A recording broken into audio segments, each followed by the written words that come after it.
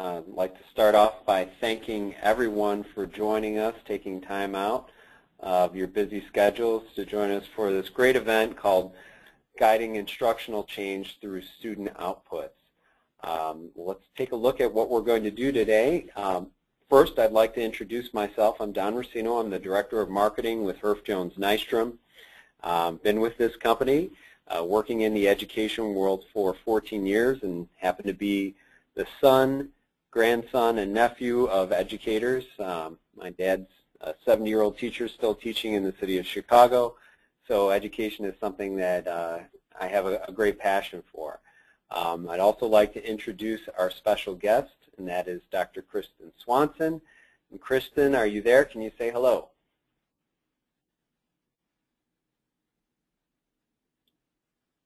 Hi, everybody. I'm delighted to be here with you today. Great. Kirsten has some great things to share with us. Just a few words about her. Kirsten's been an educator for, I think, 8 years, but she's also a founder of the EdCamp Foundation. She's an education consultant, an adjunct professor, and also a Google certified teacher, and she just has some wonderful perspectives to share. So I'm not going to talk too long today. I want to tell you what our agenda is going to be. Again, Kirsten's got some great things to share with us today, and specifically in the area of Common Core state standards. Starting probably a year ago, educators that we work with all throughout North America, especially in the United States, have been coming to us talking about Common Core state standards, and it seems to have created quite the stir. If you get any of the emails, whether it's Smart Brief emails, Education Week and so forth, that seems to be what's in every single one of them. It's, multiple sessions at every educational conference. This is what people are talking to us about as well. And what's it really doing? You could say, for a lot of people, it's been a great source of confusion, angst, and panic. And they're not quite sure how they're going to be able to meet these standards.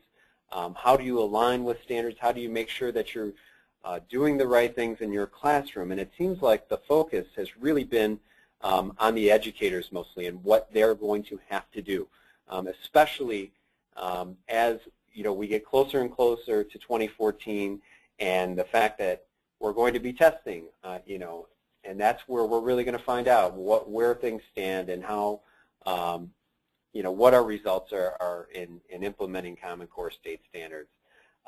So what we want to do here is Herff Jones Nystrom has always been focused on the students and how students are engaged and how there are so many different types of learning styles and how do we do the best for the students, also for the teacher, but with great focus on the students. And that's really the perspective that we found with Kirsten and what she's been doing with regard to Common Core state standards and the knowledge she has to share. And that's why we're bringing, her thoughts and her presentation to you today. Before I let Kirsten get started, this is going to be very interactive. We certainly want participation. We have somewhere near 600 people registered for this event, and that's exciting. But we can't let all of you talk. So what we're going to do is utilize on the meeting panel that you should be able to see when you logged in. Your meeting panel has a section for chat. Make sure you've clicked on that so that it's opened up. And what you can do is use that chat feature, and in the little to section, select to send your questions at any time. You could start now if you wanted to, but your questions for Kirsten, just make sure you send it to the organizer and panelists. That's an option that you'll have. And Kirsten will be able to see those questions coming through, and it'll really help us allow you to interact with Kirsten. So with that, I'm going to ask that our organizer give control of the presentation over to Kirsten, and we will get started with her presentation. She has some great things to share. So Kirsten, by the way, as we're handing things over to you, is being impacted in some way by Hurricane Sandy, so we want to really let Kirsten know again how appreciative we are that she's able to do this with us today despite some of the things that you're facing. So thanks so much, Kirsten, and whenever you're ready. Okay, so I just want to welcome everybody. I see that we have a really big turnout, and I'm thrilled that you are all here. I'm sure some of you have, in fact, been impacted by the hurricane, as I know I have. So it feels good to be in a nice, warm, dry place with some good Wi-Fi. So I'm delighted to be here with you. Just so you know a little bit about me, I started teaching as a third grade teacher. And from there, I moved into several different roles with administration, most recently the Director of Curriculum and Technology for a small school district outside of Philadelphia.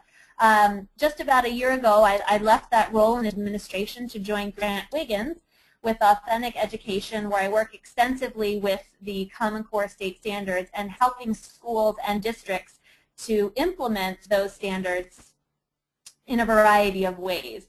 And so I've had the good fortune of really seeing the struggles and the challenges, as well as the opportunities that districts across the country are facing. I've worked in California, Ohio, Pennsylvania, Florida, Seattle, lots of different states, just doing lots of different projects, which have given me a broad perspective on how these different pieces are really affecting lots of folks out there. And if I could just leave you with one thought before we really get started, it's please ask questions and please leave comments in the chat. The more that I can interact with you, the better this time will be. So please do not hesitate to get things going in that chat and say what's on your mind, because that will certainly make the time more beneficial for all of us. If you are on Twitter and you're following along, please feel free to follow me on Twitter. My name is Kirsten Swanson, and I will be tweeting out all of the resources that I will be sharing today so that you have an opportunity to save those links if you're interested in accessing them later.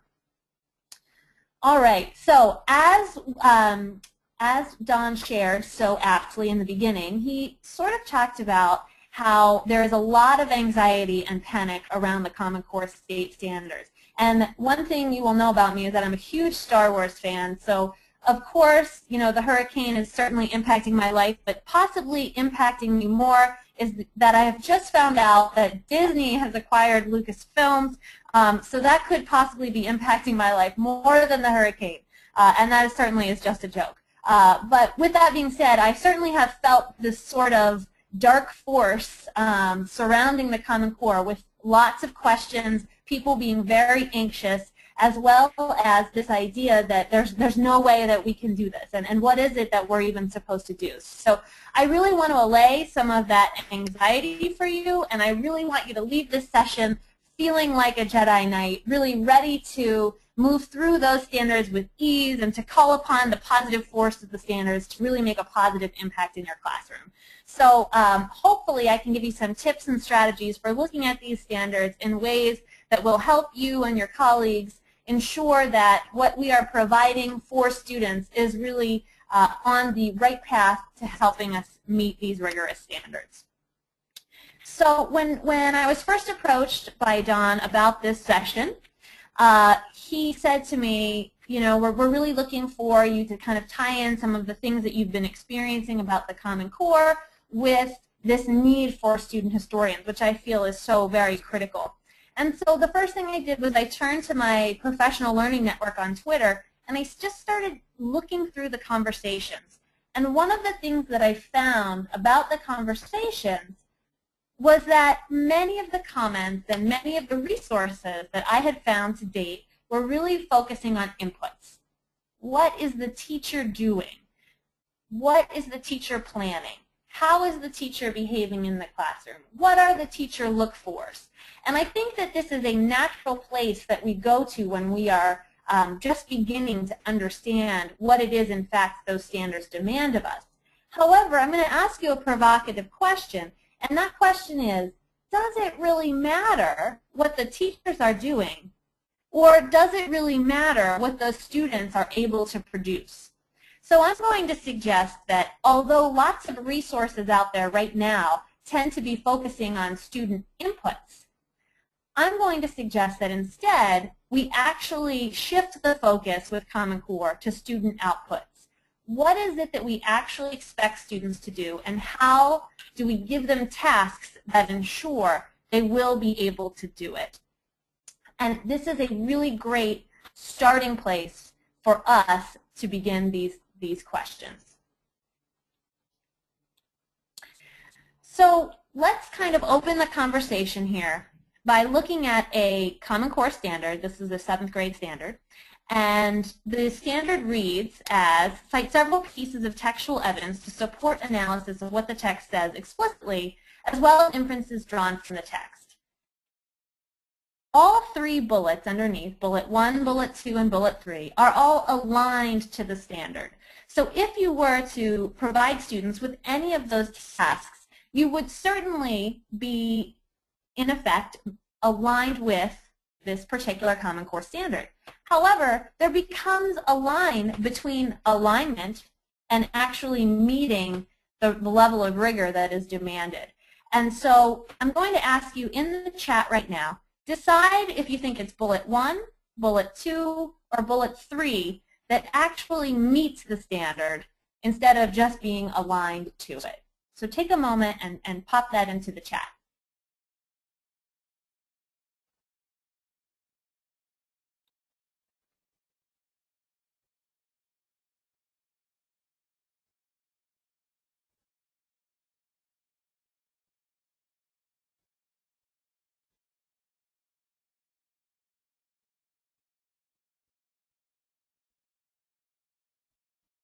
And just make sure that your chat box is set to organizers and panelists. Otherwise, I won't be able to see your choices. So just either type in 1 for bullet 1, 2 for bullet 2, or 3 for bullet 3.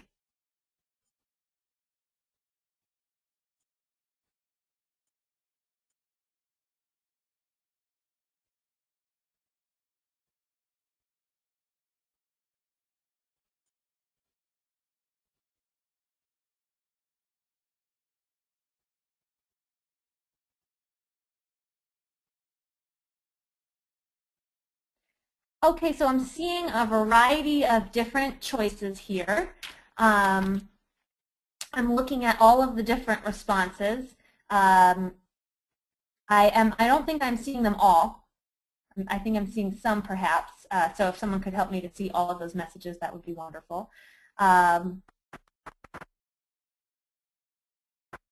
one of the things that I'm noticing is that there is a little bit of disagreement, right? So perhaps some folks are thinking that perhaps bullet 2 is adequate. Perhaps some folks are seeing bullet 3 as adequate. And so there's not necessarily agreement on what actually meets the standards. And so let's consider another example as well. This one is from a 3rd grade ELA standard, choosing words and phrases for effect. So just take a moment, look through bullet 1, bullet 2, or bullet 3. And if you could just type a 1 into the chat, a 2 into the chat, or a 3 into the chat, that would be really helpful. That will give me some feedback on what you are thinking.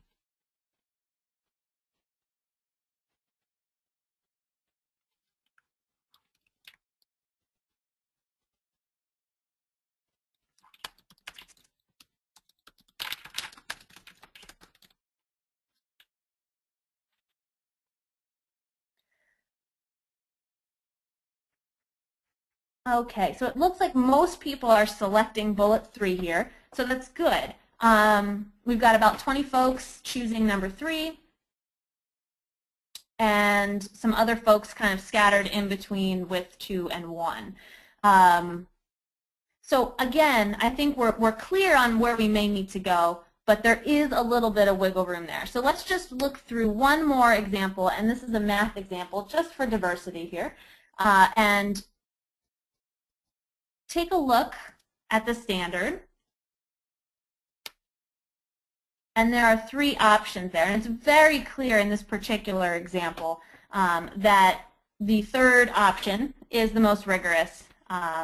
And potentially that one is the one that does, in fact, meet the level of rigor of the standard. So just to clarify what this means, basically, if you are familiar with Paul Brambrick-Santoyo and his book Driven by Data, what I want to do is I want to show you, I think I lost my screen share here. I want to show you a website.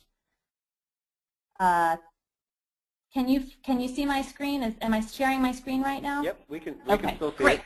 Okay, good, because my output changed a little bit. And this is Paul Bambrick-Santoyo's book. And basically in the book, he really talks a lot about assessment. And what he says is he says that standards are meaningless unless you define how you will assess them. So certainly as teachers, when we look at standards, we craft many, many different opportunities for students to have activities related to the standards. But without that idea that there is a student output that's expected and the level of rigor for that output, it can be very vague as to what it is that we actually expect students to do. So we really need to think carefully about, what is it that we are asking students to do? What are the student outputs that we need? And so it leads us to this situation where we are asking ourselves, what gives? How do we as teachers really design activities that actually meet the standards instead of just being related to the standards? And I think the first place for us to begin that is by looking at the PARCC assessment. So if you are not familiar with PARCC, PARCC is the Partnership for Assessment of Readiness for College and Careers, and they are one of the organizations, and they are not the only organization, who is beginning to think about the Common Core standards in light of assessment. And they are in the process of developing a potential assessment that will measure the Common Core standards. Right now, there are 23 states who belong to the PARCC consortium, and essentially they have drafted up several different options that are going to be piloted. Some are being piloted this year, and others will be piloted next year. So they do have some question types, and they do have some sample tasks. And having spent a lot of time reviewing lots of these assessments, and having spent a lot of time reviewing the state assessments for many states, I will tell you that the level of rigor for these assessments is considerably more complex than what we have seen on typical state assessments.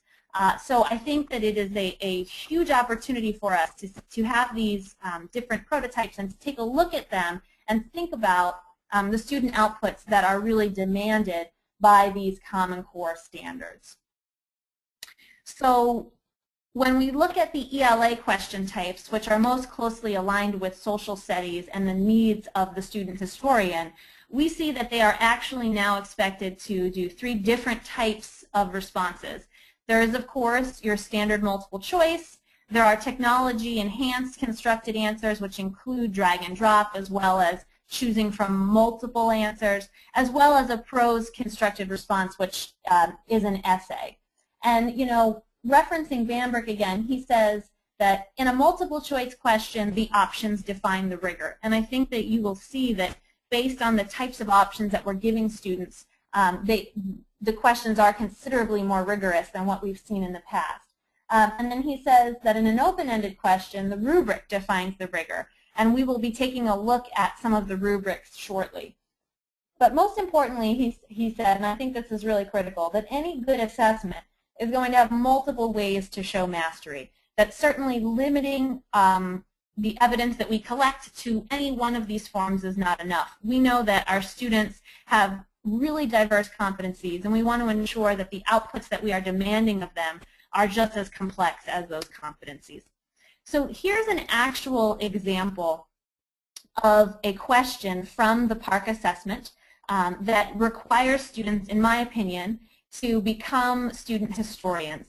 And knowing what students have done in the past for state assessments, and specifically I've spent a lot of time with state assessments in California, Pennsylvania, and Ohio, it has not been my experience that students have been asked to look at 3 different primary sources and to consider the arguments and to contrast them.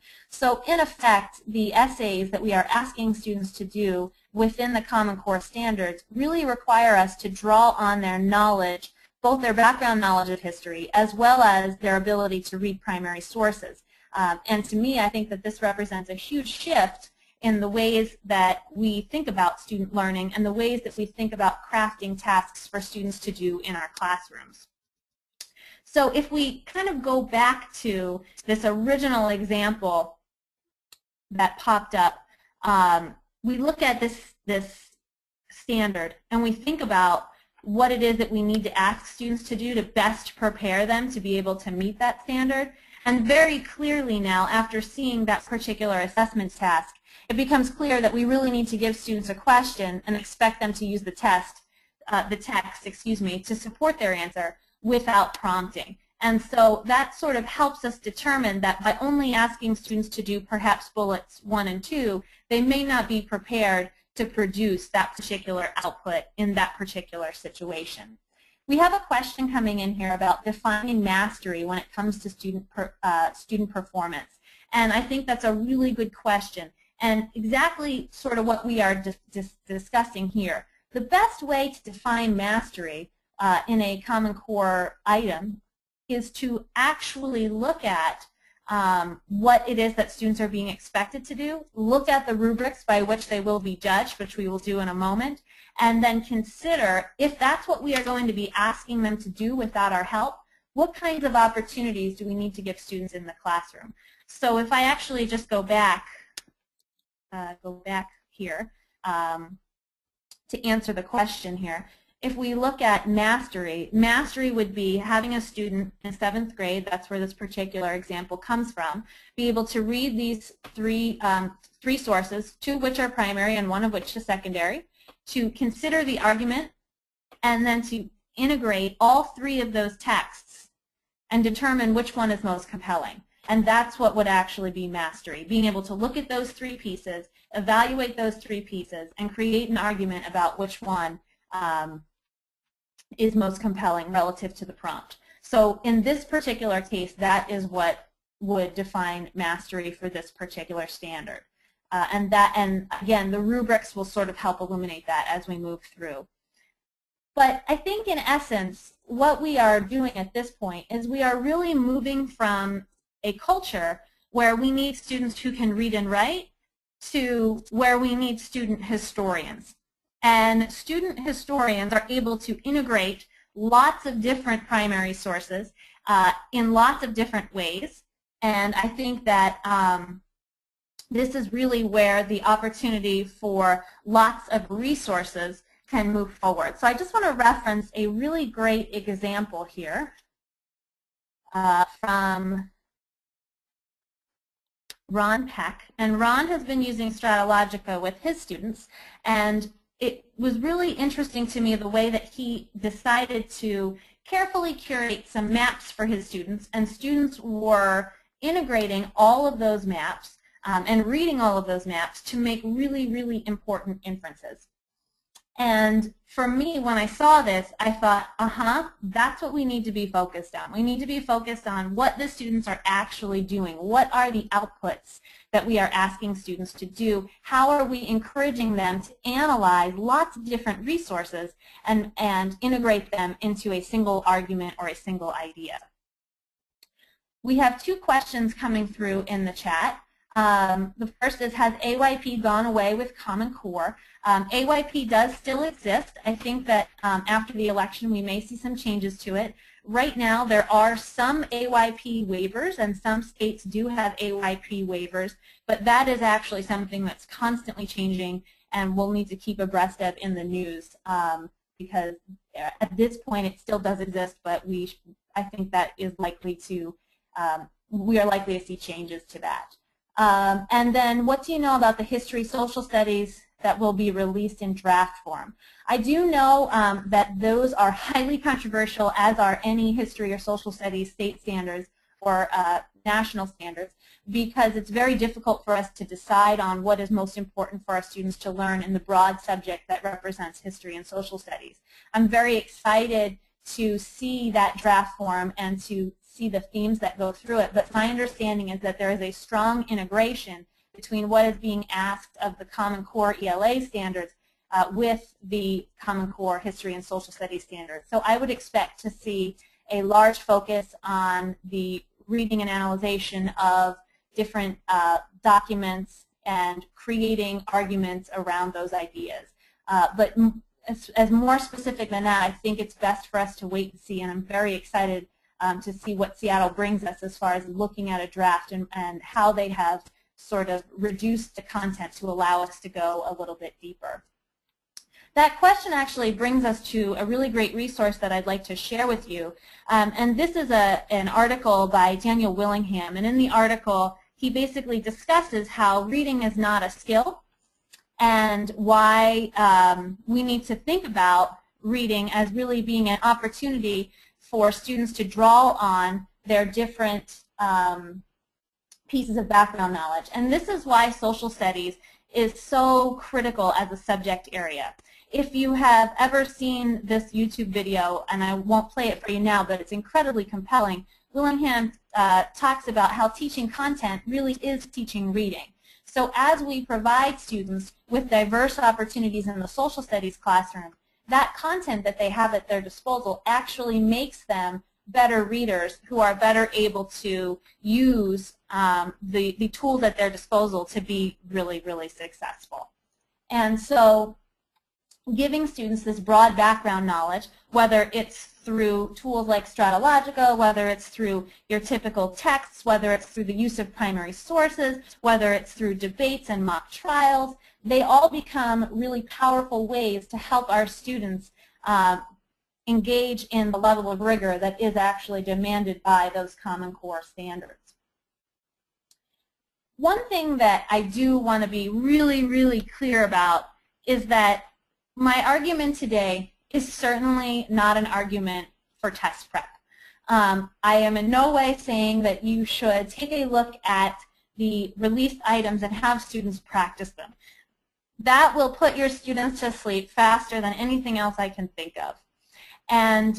But I think what we need to do is we need to look at what students will be asked to do on their own, and we need to think about the competencies that we need to build in the classroom along the way. So I think largely what that speaks to is this role of educational transfer. And so Grant Wiggins, who is certainly one of my educational mentors, he has written a piece called "Everything You Know About Curriculum May Be Wrong, Really," and it was very provocative for me. And this particular article really speaks to this idea of educational transfer. And that sometimes as teachers, and I know that I am guilty of this as well, as a former elementary teacher, I'm a nurturer, and I love to help kids, we don't let them try things out on their own quite enough.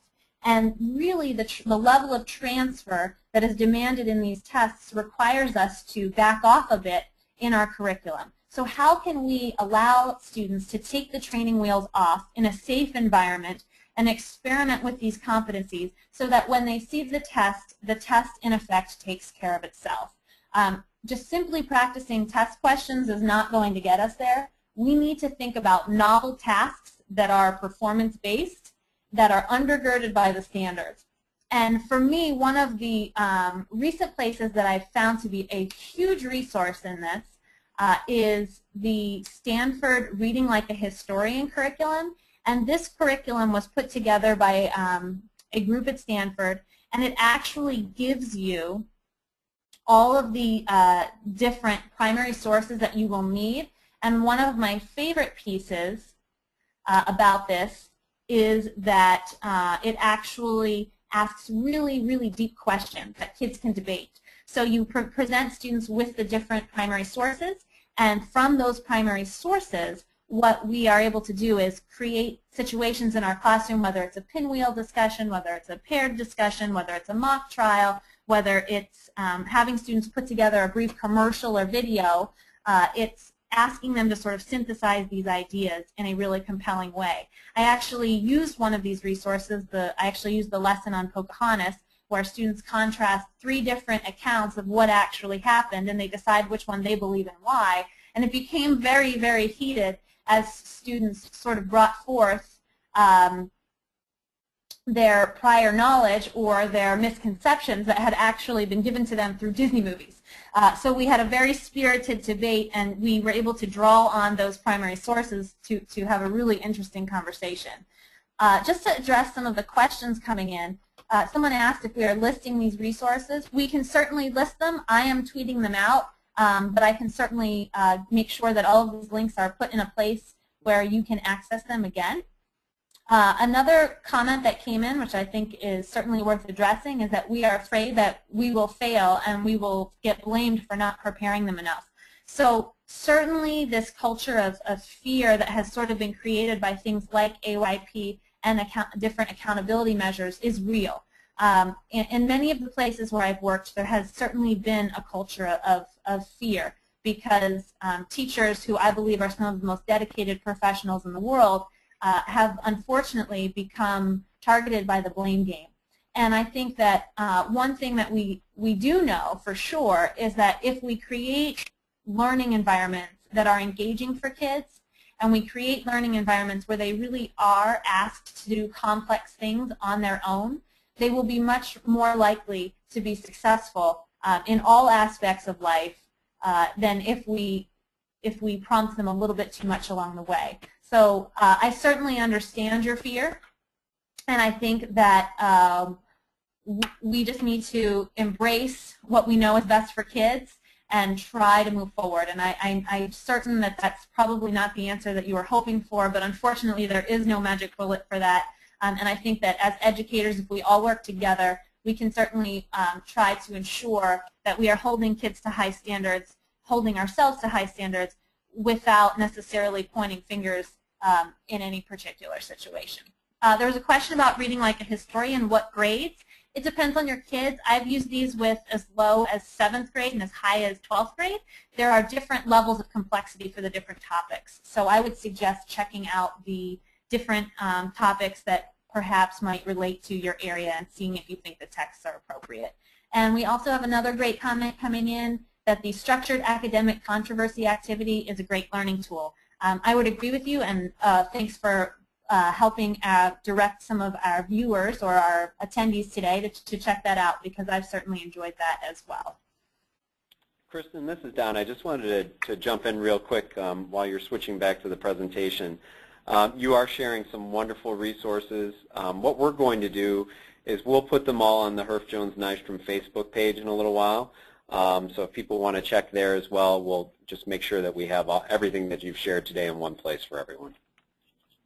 Great. And elementary resources, there's a question about that. I actually recommend docsteach.org, which is something that's put together by the National Archive. And on DocsTeach, they have modules that are sort of interactive games that you can create for students that are much more appropriate for elementary school children. That is limited to U.S. history because it is the National Archives, but again, a great elementary resource. Thanks for asking.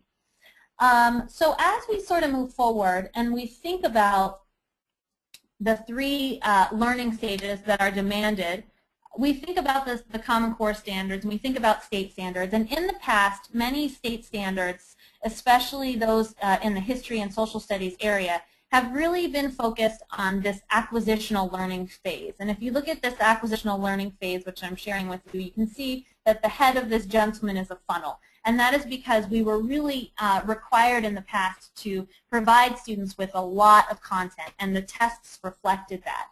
The tests were highly acquisitional. Students had to know lots of different facts, and the students were expected to do that. Seeing many Regents exams from New York, they are very acquisitional and reflect acquisitional standards. Meaning making and transfer, which are the two fellows at the left end of the table, are what we really see in these new Common Core assessments. And meaning making is essentially the ability to synthesize and put different ideas together, and transfer is the ability to use problem solving in a novel situation. And so I think we're seeing a shift away from acquisition towards meaning making and transfer. And you know, in the beginning of the webinar, someone had asked, how do we define mastery? And I think we really define mastery here by having our students move away from that, shift from that acquisition towards more meaning making and transfer. So if we look at the highest level here for the development of ideas, we are looking for the effective development of a topic using reasoning, details, evidence, and description. And you know, one of the things that has come forth in the Common Core standards, if you look through the introduction of those standards, and it's certainly not a light read, not reading before bed for sure, but if you do read through that at length, I think you will really begin to understand the intention of the authors when they created these standards. And one of the things that really resonated with me as I was reading it is this idea that we are teaching our kids to build logical arguments. We don't necessarily want them to default to appealing to emotion or appealing to perhaps a heated argument. We really want them to be able to logically reason through an argument and convince someone who is perhaps not convinced at that point. And in effect, that is really what we need our student historians to do. And the more that we can give students the opportunity to investigate lots of different perspectives and create a rational argument from those perspectives, whether it's in writing, whether it's through presentation, whether it's using maps, whether it's pulling together lots of different resources, I really believe that that's how we're going to have our students meet these rigorous standards. By pulling those things together, having them develop a logical argument, and sharing that logical argument in very diverse ways, whether it's verbal, written, or media-based. And so just in closing, I just want to, hopefully alleviate some of your fears and to help you see that really the Common Core standards are an opportunity and not a threat. So they give us, as social studies teachers, the ability to focus not so much on the facts, but instead to really dig deep and to look at lots of different sources and teach our kids how to craft logical arguments and to really analyze and synthesize around some of these deeper questions and deeper concepts within our discipline. To me, that seems like a wonderful, wonderful way to teach students not only the value of history, but really the value of being a careful consumer of information. And for me, in everything I've ever taught as a social studies teacher, certainly the information was valuable, but teaching students to be careful consumers of that information has been even more valuable. Because I think in today's day and age, the more we can show students that everything has a certain perspective and how they can use those perspectives to, in effect, become historians themselves, empowers them to see the history as much more than a series of people who are dead in a textbook and bring it alive to them and help them see the connections to real life today. We need to focus on student outputs, and I know that we can certainly do this if we work together. I see we have another question coming in here about the scope and sequence. It says here, does the scope and sequence of learning social studies matter? Or does the understanding of history not matter over learning the literacy skills? So you bring up a really interesting design tension that exists. And certainly when we look through the lens of the Common Core ELA standards, we're looking through a skill-based lens or a competency-based lens. And certainly having a broad body of content matters because, in Willingham's research, one of the things that he showed was a broad base of content knowledge is really important to aid student comprehension as well as student functioning in life in general. And so I think we need to be careful about the scope and sequence, but I do think that we need to be thoughtful about what pieces of acquisition are really necessary for them to master and what pieces of acquisition or facts can we sort of eliminate so that we have more time to really dig deep into those topics. So I think that's to speak to one of the earlier questions, why these new national social studies standards are going to be controversial, because it's going to be very difficult to select the scope and sequence and to sort of narrow it down in a way that gives us the time that we need to really dig deep into some of these topics. So again, that's a tension that exists, and I think both are important, probably equally important, and we just need to be thoughtful about which topics we select so that we've selected the most important topics that allow us to dig deep. We have another question here from the Netherlands. Would you say the most important writing technique would be the synthesis? So certainly to just say that one thing is most important is difficult, but I would suggest that argument and synthesis are the two themes that I see very clearly represented in the standards. With the Common Core, the idea that you can put together multiple sources to craft a logical argument is repeated not only vertically grade through grade, but through many different lenses within many different areas of the standard. So, of course, all of the pieces of writing are very important, but I would say that that one has a very prominent place in the Common Core standards. Great question. Hey, Kristen, I have a question for you. Sure. With social studies having been so low on the totem pole for many years now, unfortunately, you know, I've had many conversations with educators who say, well, we just can't wait for, you know, the new standards because this is a game changer. And I'm just curious as to your thoughts about that. With it having been so, you know, almost forgotten in some states, you know, dropped from state tests and so forth, do you know, realistically, what do you think the impact is of Common Core state standards on getting a lot more attention focused, if you even think a lot more will be, you know, focused on social studies? What are your thoughts on that? Well, you know, I think that's a great question, and certainly I've been extremely dismayed by, you know, social studies being so low on the totem pole for so long, because there's so much research that tells us that background knowledge is so important. But I really do believe that once this assessment comes into play, it is going to be a game changer, because I don't know if reading teachers, for the most part, have been asking students to read primary source documents all the time.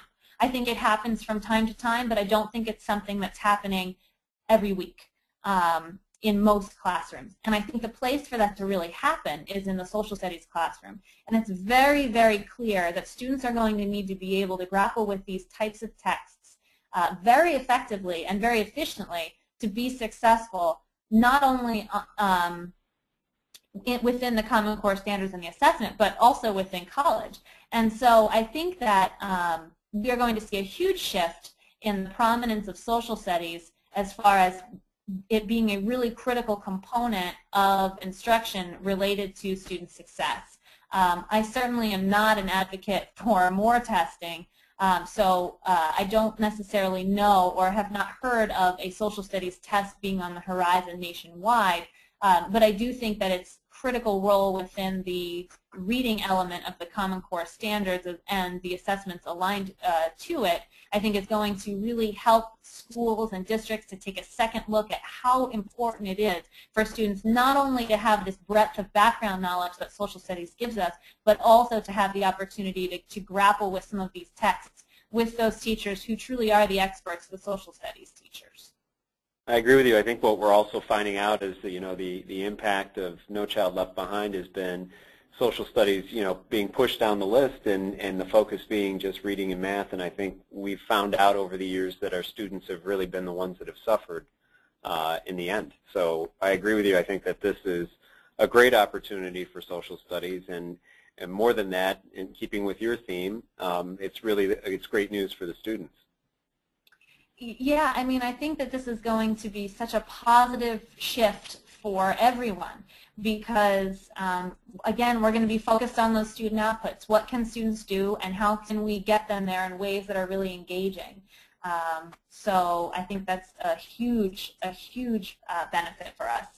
I see another question here. How long are these assessments going to be? Will they be weeks long?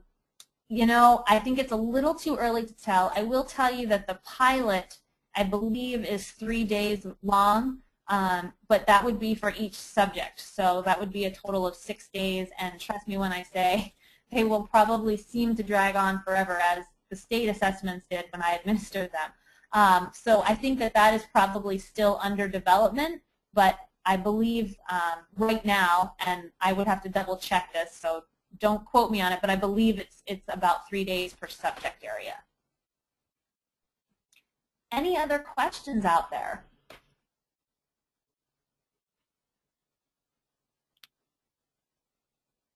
Well, I think we can swing presentation duties back over to me, and if I see any more, we'll get them in before we close. So I'll ask our organizer to bring those presentation duties back to me. And let's see, you should be seeing my screen. Do you see it? Yep. Okay, great. You know, we are very active, just as Kristen is, in social media, and so the questions don't have to stop right here. Just so people know how to find us, you can find us on Twitter. The Herff Jones Nystrom Twitter handle is HJ Nystrom. You also heard about Stratologica from Kristen and some of the great work that educators are doing with their students with this exciting product. So you can also find out more at twitter.com/Stratologica. And I did mention just a little while ago, but if you missed it, what we'll do is take the resources that Kristen's been sharing throughout her presentation, and we'll put them on the Herff Jones Nystrom Facebook page. And incidentally, we have a fantastic opportunity going on, a great promotion on our Facebook page. It's called Tech Out Your School with Stratologica, where we're each month giving a classroom license to an educator to share with their students. And everyone who enters is actually building towards being eligible for the May drawing, which is a grand prize of winning Stratologica for your entire school. So don't miss out on that when you get to our Facebook page. So I'm looking to see if we have any more questions coming through, and it's not looking like it. But in addition to the resources that Kristen has shared, I wanted to share another one, which you can find at herffjonesnystrom.com/literacy. And, you know, again, just as we sort of started off, our commitment to educators that we work with this year is really to help them and guide them in meeting Common Core state standards. And that's really why we're bringing such a great presenter with great information like Kristen today. That's why we're bringing her to you, so that we can show you there's hope out there. There doesn't have to be that panic and confusion and angst, and it's certainly out there. But you know, with resources like Kristen has put forth, the consultative way in which our representatives really work and partner with educators to help them, you know, that's our commitment to you. So I encourage you to check out this piece from us, and it'll help you to see how we can help you meet Common Core state standards. So, Kristen, I again can't thank you enough for taking time out of your schedule to join us and you know, give some great information to the folks who have joined us. Again, we had around 600 people signed up for this, and some wonderful questions. So thank you for those who joined us live. Kristen, any final words that you want to share with anyone before we sign off? I just want to say thank you, everybody, and just as you have said, like, let's use this as the beginning of the conversation, not the end. So please feel free to reach out and keep the good discussion going. Okay, thanks again, everyone. Thank you, Kristen, and enjoy the rest of the week. And again, we'll follow up with more resources and make them available. Thanks, Kristen. Have a great day.